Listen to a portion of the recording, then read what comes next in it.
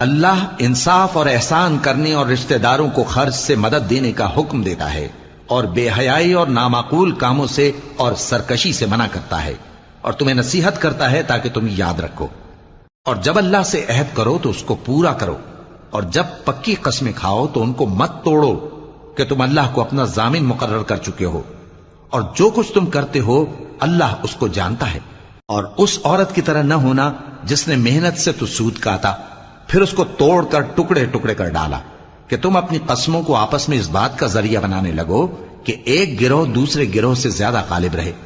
بات یہ ہے کہ اللہ تمہیں اس سے آزماتا ہے، اور جن باتوں میں تم اختلاف کرتے ہو قیامت کے دن اس کی حقیقت تم پر ظاہر کر دے گا۔ اور اگر اللہ چاہتا تو تم سب کو ایک ہی جماعت بنا دیتا، لیکن وہ جسے چاہتا ہے گمراہ رہنے دیتا ہے اور جسے چاہتا ہے ہدایت دیتا ہے۔ اور جو عمل تم کرتے ہو اس دن ان کے بارے میں تم